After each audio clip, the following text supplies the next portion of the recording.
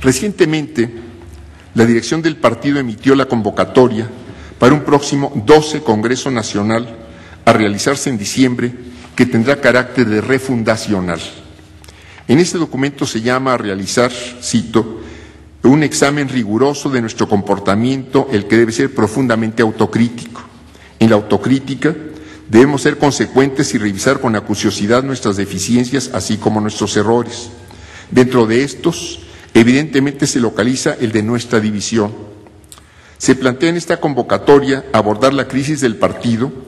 a partir de llevar a cabo una profunda reforma de nuestra organización partidaria y finalmente se convoca al Congreso refundacional a realizarse con los delegados que fueron electos y participaron ya en el anterior 11 Congreso Nacional. Los cambios de darse se darán en el estatuto, la línea política, el programa y los principios, es decir, y quiero entender, se refunda el partido o está ya en proceso de refundación, pues la convocatoria al Congreso se expidió con fecha 1 de agosto y llega ya refundado al Congreso el 3 de diciembre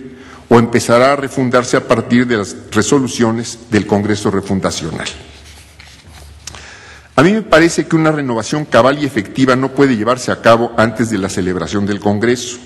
convocado, debido, entre otras razones, a la cortedad del tiempo, y que la refundación tendría entonces que darse en un proceso que requiere de tiempo para reconstruir la organización desde sus cimientos, que son y deben ser las unidades territoriales mínimas, los comités de base o seccionales, y hay que pensar que existen 65,000 casi secciones electorales en los 2,454 municipios de todo el país. Entendería que un proceso de renovación debiera considerar la reafiliación de todos los miembros del partido, al mismo tiempo que la realización de una intensa campaña de afiliación para recomponer mediante su fortalecimiento a los comités de base o seccionales existentes o integrar nuevos que garanticen la presencia de la organización a lo largo y ancho del territorio nacional, dando atención especial en el trabajo a aquellas regiones en las que el partido ha mostrado debilidad electoral o franca inexistencia. Los miembros de esos comités debieran ser los que discutieran los documentos base para la renovación, este es mi punto de vista, o refundación del partido, quienes eligieran a los delegados al nuevo Congreso, a los que dieran mandato respecto a los contenidos de la declaración de principios del programa, la nueva estructura de organización y la nueva normatividad del partido, además de ser los que eligieran nuevos dirigentes para hacer realmente completa la renovación. De otro modo, me atrevo a pensar que solo saldrán del Congreso refundacional decisiones y mecanismos que legalizarán estatutariamente y darán, si se puede, mayor solidez al sistema clientelar de cuotas por el que en la práctica se rige el partido, y que este será el esquema por el que se incline la mayoría de los delegados que ya participaron y votaron en el 11 Congreso y que tomarán las decisiones en el Congreso refundacional. En esas condiciones, no anticipo que pueda darse un cambio real, sino que será más de lo mismo. En el curso del esfuerzo de renovación, que de realizarse racionalmente tendría lugar después del próximo Congreso, preveo un riesgo latente, que antes de que se alcancen metas mínimas obligadas de la renovación, que debieran en una primera etapa considerar la constitución real y formal de un número determinado de comités debidamente reconocidos en cada municipio y en cada estado, con un padrón de miembros certificados local y centralmente, esto es que este proceso pudiera entorpecerse o se detenga y el partido en condiciones reales y objetivas de debilidad se involucre de lleno en la elección de su candidato presidencial, la elección de candidatos al Congreso, la integración de las listas para la representación proporcional, las campañas, etcétera, y todo mundo se desentienda de la renovación. Y con un partido del 12,9%, a ningún lado llegaría cualquier candidatura presidencial, que solo sería una candidatura testimonial. Con un partido hoy del 12,9%, que no trabaja intensamente y sin sectarismos ni clientelismos por su crecimiento y la consolidación de este crecimiento, menor será cada vez la representación legislativa con candidato presidencial o sin candidato presidencial.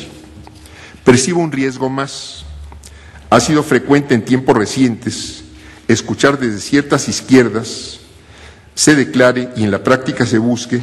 que hay que ganar o que hay que correrse al centro. Me parece un error y un error grave que, entre otras cosas, desdibuja y hace a las izquierdas perder su identidad ante la opinión pública y ante sí mismas y las ha llevado a fuertes tropiezos políticos. Quienes así piensan pierden de vista que el centro es parálisis, ni para atrás ni para adelante, ni a la izquierda ni a la derecha, ni para arriba ni para abajo. Esta actitud ha sido entendida por importantes sectores de la opinión pública más que como una actitud adoptada con el propósito de extender los apoyos y fortalecer una opción progresista, como una actitud de pérdida de confianza en las ideas y en las propuestas propias, o francamente, como un viraje hacia el campo contrario. Las alianzas electorales con las derechas, que en lo general menosprecian los compromisos y las propuestas ideológico-programáticas para apoyar a los candidatos de estas, se mueven en ese sentido y en ningún caso hasta ahora han favorecido al proyecto político del PRD. En el mejor de los casos, han abierto oportunidades menores solo a las burocracias del partido y, por otro lado, han contribuido al desmantelamiento del PRD. Es evidente que para posicionarse de nueva cuenta como una fuerza política nacional,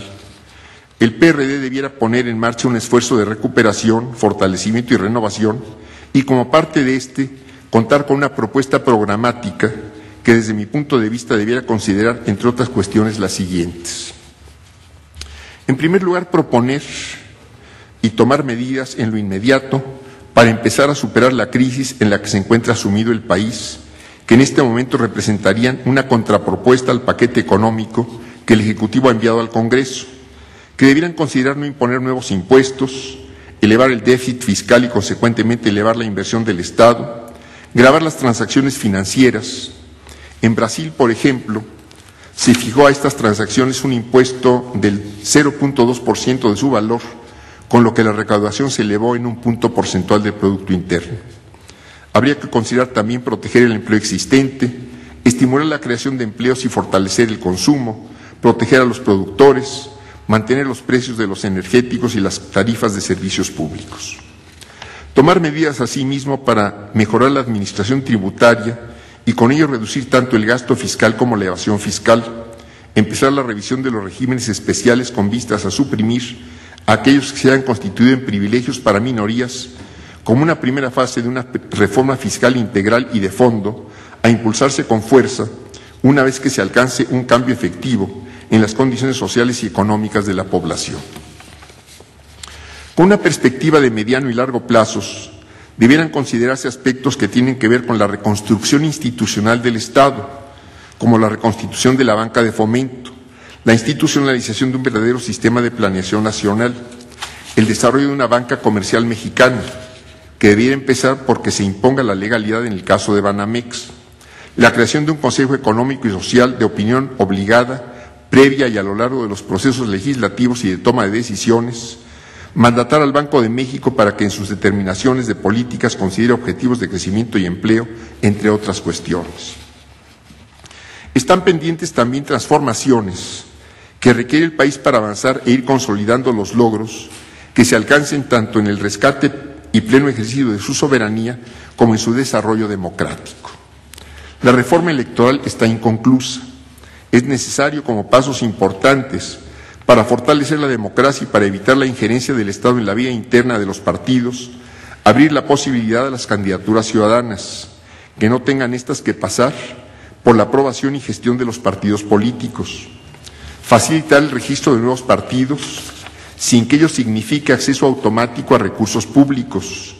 restituir en la ley la figura de las coaliciones y que éstas como tales se adjudiquen los votos emitidos en su favor y que las coaliciones se constituyan en las condiciones que los partidos coaligados decidan respecto a su amplitud, con la única limitante de los tiempos de impresión y distribución de las boletas electorales.